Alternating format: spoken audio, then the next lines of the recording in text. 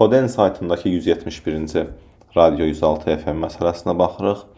Məsələnin şərtində deyilir ki, bizə mahnılar siyahısı verilib və həmin siyahıda təkrarlanmayan mahnılardan ibarət olan ən uzun mahnılar parçasının uzunluğunu tapmaq lazımdır. Məsələnin şərtini proqramlaşdırma terminlərindən deməyə çalışsaq, yəni bizə tam ədədlərdən ibarət olan bir array verilir və həmin arrayin elə bir segmentini tapmaq lazımdır ki, həmin segmentdə olan elementlərdən bir dənə olsun və həmin segmentin uzunluğu maksimum olsun. Gəlin əvvəlcə giriş verilənlərinə baxaq.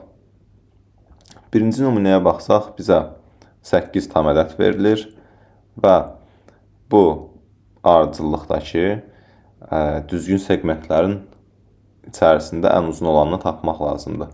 Düzgün segment deyəndə nəyi nəzərdə tuturuq onu əvvəldən deyək ki, hər dəfə məsələnin şərtini deməyə ehtiyac olmasın. Düzgün segment elə bir segmentdir ki, oradakı mahnıların, daha doğrusu ədədlərlə desək, ədədlərin təkrarlanması bir dəfə olsun. Və biz düzgün segmentlərin içərisində ən uzun olanını tapmalıyıq. Birinci nümunədə baxırıq ki, bir neçə fərqli düzgün segment var. Misal üçün, ilk iki elementdən ibarət olan segment düzgündür. Çünki 1 və 2 hər ikisi bir dəfə təkrarlanıblar. Başqa bir segmentə baxsaq, ilk 3 elementdən ibarət olan elementlər, bu artıq düzgün segment deyil, çünki birin təkrarlanması görürük ki, 2 dəfədir. Başqa segmentlər, misal üçün bu segment düzgün deyil, çünki burada 2 ədədindən 2 dəfə yerləşir.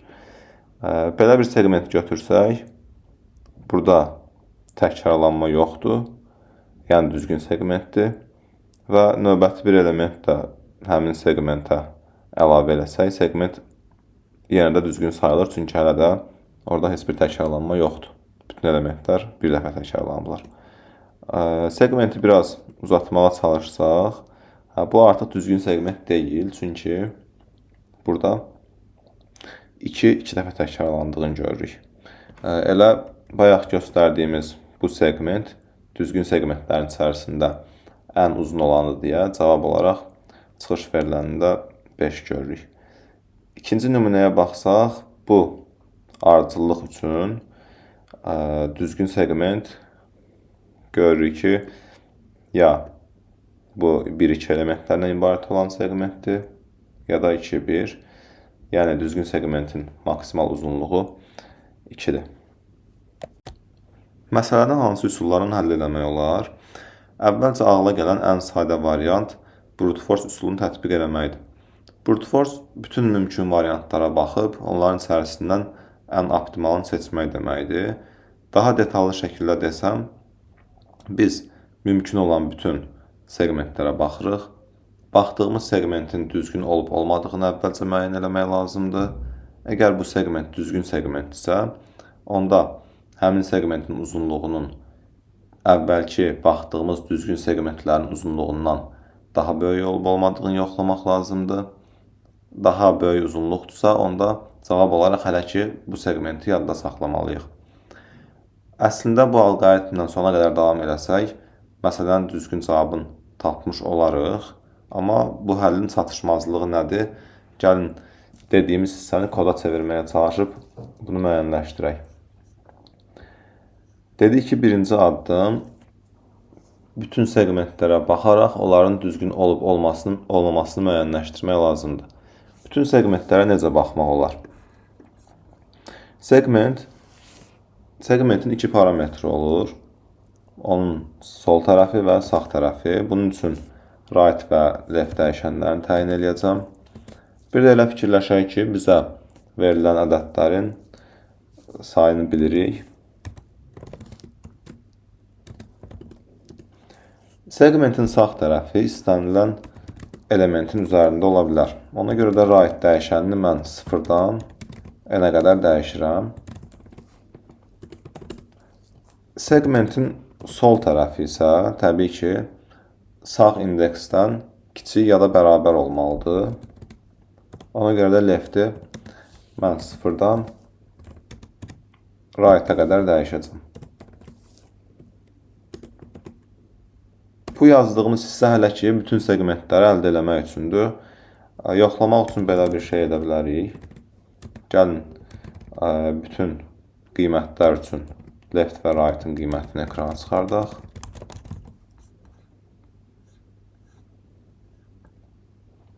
Elə fikirləşək ki, bizdə uzunluq 8-dir. Bu gördüyümüz bütün segmentlərin uzunluqlarını verir bizə. Daha doğrusu koordinatlarını verir. Sol və sağ tərəflərini. Mümkün ola biləcək bütün segmentlərin. Bunların içərisində düzgün olan da var, olmayan da var. Bunu artıq növbəti mərhələ kimi tapmaq lazımdır. Əslində bu hissədən sonra hələ ki davam eləməyə ehtiyac yoxdur. Biz növbəti addım baxdığımız segmentin düzgün olub olmadığını müəyyənləşdirməkdir. Tutaq ki, həmin hissəni ən optimal variantla həll eləmişik. Hələ ki, bura qədər bizim alqoritmimizin mürəkkəbliyini gəlin hesablayaq. Biz görürük ki, iç-içə 2 for dövrü yazmışıq. Bu o deməkdir ki, bizim alqoritmin mürəkkəbliyi n kvadratıdır. İndi isə nə etmək lazımdır? Ümumiyyətcə, istənilən olimpiyada məsələsini həll eləməmişdən əvvəl fikirləşdiyimiz həll alqoritmini koda çevirməzdən əvvəl o alqoritmin tək düzgün cavab verməsi kifayət eləmir. Alqoritmin zaman cəhətdən zaman limitin keçib-keçmədiyini də müəyyənləşdirmək lazımdır. Bunu necə müəyyənləşdiririk? Gəlin giriş verilənlərindəki constraintlərə baxaq. Constraintlər deyəndə girişdə bizə verilən parametrlərin hansı aralıqda olub-olmadığını müəyyənləşdirək. Buradan görürük ki, n-in qiyməti maksimum 10^5 ola bilər. Əgər bizim dediyimiz alqoritmin mürəkkəbliyi n kvadratıdırsa, onda bu o deməkdir ki, elə bir case'lər ola bilər ki, orada ümumi iterasiyaların sayı 10^5'in kvadratı, yəni 10^10 olsun. Və biz bilirik ki, iterasiyaların sayı maksimum təxminən 10^8 ola bilər. Daha çox olanda zaman limitini aşacaq. Bu o deməkdir ki, biz dediyimiz həmin brute force üsulu cavab olaraq düzgün olsa da zaman limiti cəhətdən düzgün deyil. Çünki 1 saniyəni aşacaq və biz belə bir həll yazıb məsələni göndərsək, həmin həll bizə time limit xətası verəcək. Burada n 10^5 qiymətini ala bilər. Ona görə də yazdığımız həll ya xətti alqoritm olmalıdır, ya da ən pis halda n log n-ə işləyən bir alqoritm olmalıdır ki, həlli göndərəndə time limit xətası baş verməsin. Bu məsələni sliding window üsulu ilə həll eləmək olar. Sliding window olimpiyadanın ən vacib mövzularından biridir və demək olar ki, hər il düşən sualların içərisində bir sual olur ki, bu üsulla həll olunmalı olur. Burada window dediyimiz bir pəncərədir və həmin pəncərə cari baxdığımız düzgün segmenti saxlamaq üçündür. Həmin pəncərənin uzunluğu həm arta bilər, həm azala bilər, baxdığımız düzgün segmentdən asılı olaraq. Və bütün həll boyunca biz həmin pəncərənin aldığı maksimum ölçünü yadda saxlamalıyıq. Bu elə bizim məsələnin cavabı olacaq. Gəlin nümunə üzərindən baxaq. Bizə belə bir ardıcıllıq verilib.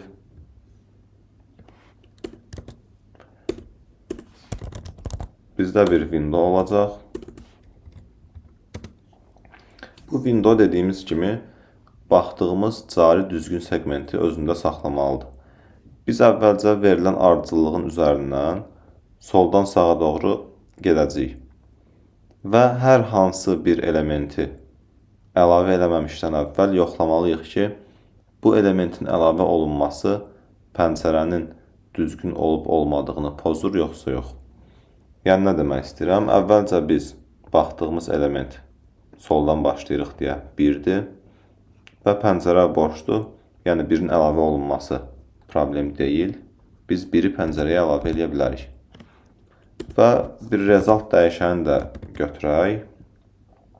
Pəncərə düzgün bir qiymət alıb hələ ki və uzunluğu 1-dir.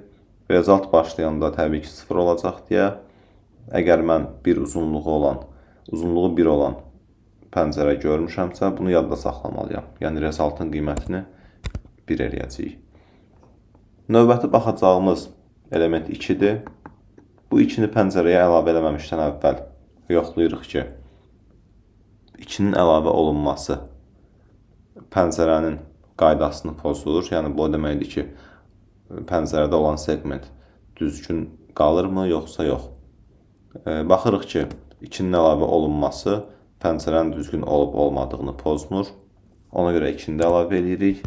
Yeni bir pəncərə əldə elədik və bu pəncərənin uzunluğu 2-dir. İndiyə qədər gördüyümüz uzunluqdan daha yaxşıdır deyə bu uzunluğu yadda saxlayırıq.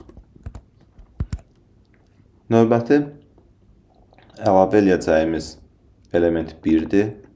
Bu elementi əlavə eləməmişdən əvvəl yenə də biz pəncərənin düzgün olub-olmadığını müəyyənləşdirmək lazımdır. Necə müəyyənləşdiririk? Əlavə eləyəcəyimiz elementin pəncərədə olub-olmamasını yoxlayacağıq. Baxırıq ki, 1 var həmin pəncərədə. Mən yeni 1-i əlavə eləmək üçün gərək o əvvəlki 1-i pəncərədən silim. Və bu silinmə təbii ki, pəncərənin sol tərəfindən olacaq. Çünki segment ardıcıl elementlərdən ibarət olan bir hissə olmalıdır. Mən soldan 1-i silirəm və 1 də yoxlayıram ki, 1-in əlavə olunması pəncərənin düzgünlüyünü pozur, yoxsa yox. Baxıram ki, hal-hazırda əlavə eləyəcəyim 1-dən pəncərədə yoxdur. Yəni 1-in əlavə olunması düzgünlüyü pozmayacaq. Ona görə həmin 1-i əlavə eləyirəm. Və yeni bir pəncərə almış oldum. Bu pəncərənin uzunluğunu yenə də rezultatla müqayisə eləyəcəm. Yenə də 2-dir deyə rezultatın qiyməti dəyişməyəcək. Ona görə davam eləyirəm. Növbəti element 3-dür. 3-ün əlavə olunması pəncərənin düzgünlüyünü pozmur deyə 3-ü də əlavə eləyirəm. Bu pəncərənin uzunluğunu da rezultatla müqayisə eləyəcəm. Daha yaxşı pəncərədir, çünki uzunluğu 3-dür. Ona görə rezultatın qiymətini update edirəm 3-ə. Növbəti baxacağım element, əlavə eləyəcəyim element 2-dir. Amma 2-nin əlavə olunması pəncərənin düzgünlüyünü pozur deyə mən pəncərədən elementləri o vaxta qədər silməliyəm ki, sol tərəfdən 2-nin əlavə olunması problem yaratmasın. Birinci siləcəyim element 2-dir. Elə 2-ni silən kimi görəcəm ki, başqa bir 2 yoxdur. Ona görə bu yeni 2-ni əlavə eləyə bilərəm. Yenə də yeni bir pəncərə əldə elədim. Bu pəncərənin uzunluğu 3 olduğuna görə rezultatın qiyməti dəyişməyəcək. Növbəti əlavə eləyəcəyim element 7-dir. 7-nin əlavə olunması pəncərəni pozmur. Ona görə əlavə eləyirəm. Artıq bu pəncərənin uzunluğu 4-dür deyə rezultatın qiyməti də dəyişib 4 olacaq. Növbəti element 4. 4-ün əlavə olunması yenə də pəncərənin düzgün olub-olmadığını pozmur. Əlavə eləyə bilərəm. Burada artıq pəncərənin uzunluğu 5 oldu deyə rezultatın qiyməti yenə dəyişəcək. Olacaq 5. Növbəti element 2-dir. 2-nin əlavə olunması vaxtı nə baş verəcək? Mən 2-ni əlavə eləyəndə baxıram ki, pəncərənin düzgünlüyü pozulacaq. Ona görə pəncərədən elementləri sol tərəfdən başlayaraq silməliyəm. Bir element silirəm. Baxıram ki, bu elementin silinməsi yenə də o demək deyil ki, bu 2 əlavə oluna bilər. Çünki o sildiyim 1, 2-nin təkrarlanmasını dəyişmədi. 2-ni hal-hazırda əlavə eləsəm, 2-lərin sayı 2 olacaq və demişəm ki, pəncərə həmişə elə tənzimlənməlidir ki, düzgün segment saxlasın. Deməli, hələ ki, bu 2-ni əlavə eləyə bilmərəm. Onda sol tərəfdən bir element də silirəm. Baxıram ki, 2-ni indi əlavə eləyə bilərəm. Görürəm, yox, hələ də orada başqa bir 2 var. Deməli, məcburam ki, sol tərəfdən bir element də silim. Bir element də silirəm. Bir də yoxlayıram. İndi 2-nin əlavə olunması problem deyil. Əlavə eləyirəm və növbəti düzgün pəncərəni əldə eləmiş oldum. Və bu pəncərənin uzunluğu 3-dür, amma mən indiyə qədər gördüyüm ən yaxşı pəncərə 5 olub deyə artıq bu pəncərə mənə maraqlı deyil.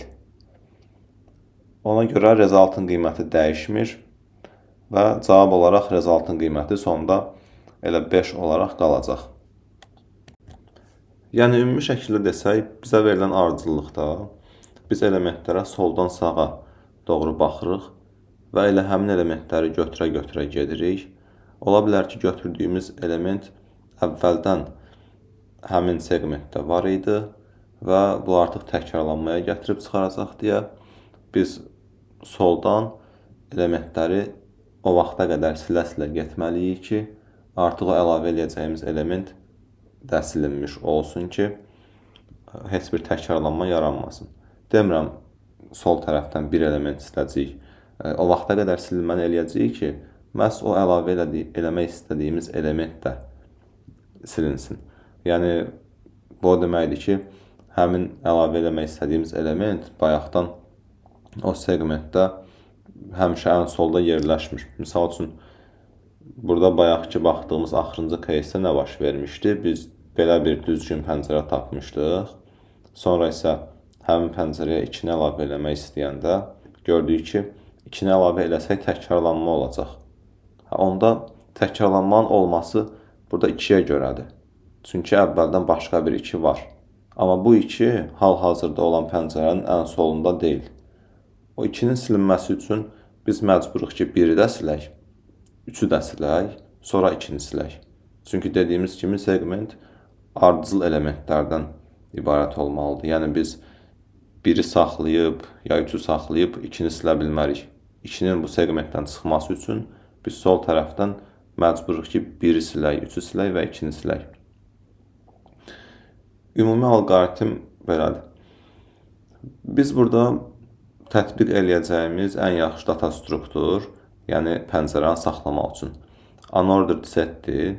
Çünki biz hər dəfə yeni bir element əlavə eləmək istəyəndə pəncərəyə yoxlamalıyıq ki, həmin element pəncərədə mövcuddur, yoxsa yox. Və unordered setin köməyi ilə biz bunu optimal şəkildə müəyyənləşdirə bilirik. Bunun üçün əvvəlcə unordered setin istifadə olunması üçün kitabxananı birləşdirək və həmin seti yaradaq. Bu set məhz pəncərənin tənzimlənməsi üçün istifadə olunacaq.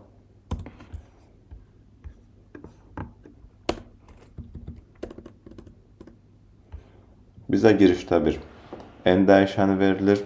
N bizə verilən ədədlərin sayıdır. Sonra biz həmin ədədləri oxumalıyıq.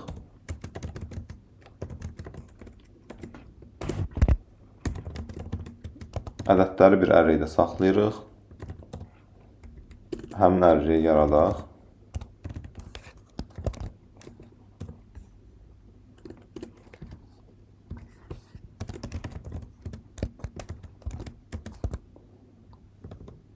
Elementlərin sayı 10^5 ola bilər.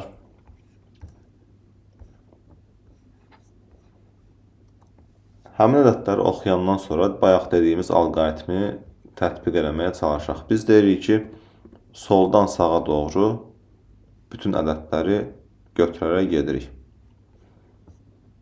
Deməli, həmin ədədləri biz burada, həmin götürəcəyimiz ədəd təbii ki, baxdığımız segmentin sağ tərəfi olduğuna görə burada right dəyişənini 0-dan axıra qədər dəyişəcəyik və hal-hazırda bizim əlavə eləmək istədiyimiz element array right-dir. Biz array right-ı əlavə eləməmişdən əvvəl yoxlamalıyıq ki, bu elementin əlavə olunması problem yaradır, yoxsa yox. Bu nə deməkdir? Bu o deməkdir ki, hal-hazırda pəncərənin cari vəziyyətində oradakı elementlərin içərisində array right var, yoxsa yoxdur. Bunu belə yoxlaya bilərik. Əgər unordered setin bir 2 count metodu var və bu metod bizə ya 1 ya da 0 qaytarır. Əgər element mövcud deyilsə 0, mövcudsa 1 qaytarır. Əgər array right elementi pəncərədə varsa, biz həmin elementi pəncərədən silməliyik.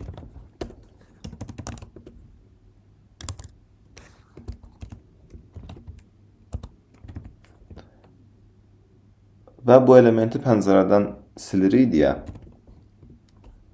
hal-hazırda bizə verilən ardıcıllıqda indi baxdığımız pəncərənin sol tərəfinin indeksi də artmalıdır.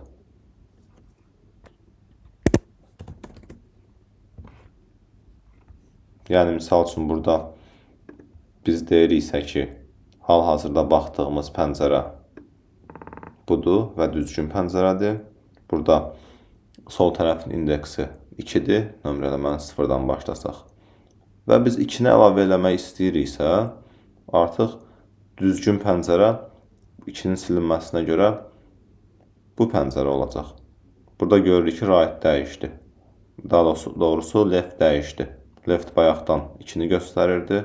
İndi artacaq 3, 4, 5-i göstərməlidir. Biz left və right-ı həmişə düzgün olaraq bilməliyik ki, indi baxdığımız pəncərənin uzunluğunu tapa bilək. Ona görə də biz əvvəlcə elə leftin də qiymətini 0 olaraq təyin eləyək. Right-ı 0 təyin eləyə də bilərik.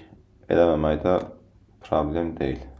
Çünki fora başlayanda onsuz da right-ın qiymətini 0-dan başlayırıq.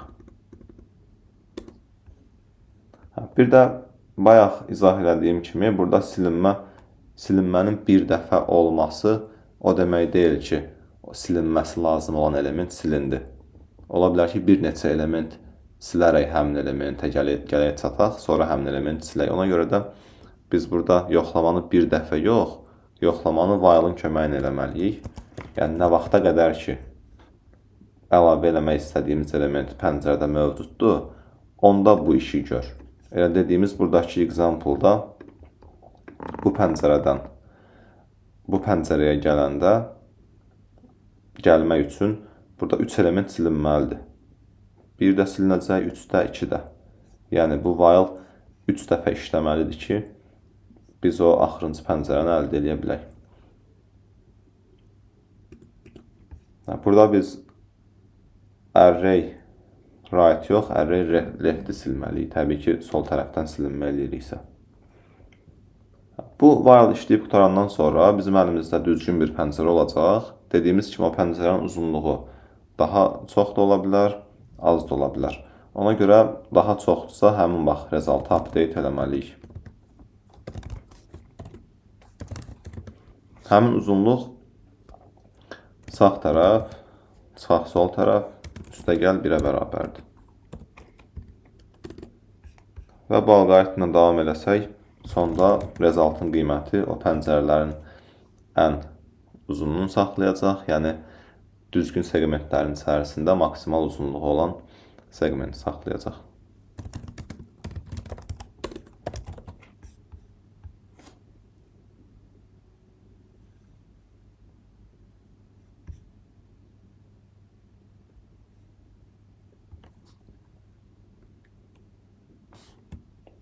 Bu, təbii ki, ordered yazmışıq, unordered olmalıdır.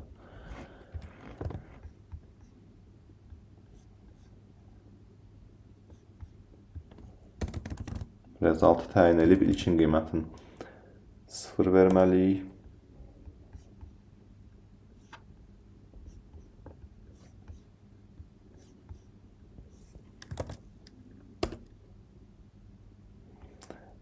Burada nəsə bir problem var. Deməli, alqoritmimizdə müəyyən səhvlik var. Gəlin onu tapaq. Çünki bu input üçün bizim cavab olmalıdır. Maksimum 5 element ola bilər ki,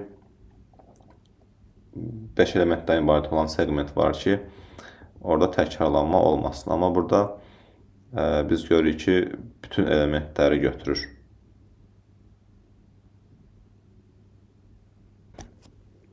Biz burada array-eri əlavə eləmək üçün pəncərəni normal vəziyyətə gətirəndən sonra təbii ki, həmin elementi pəncərəyə əlavə eləməliyik.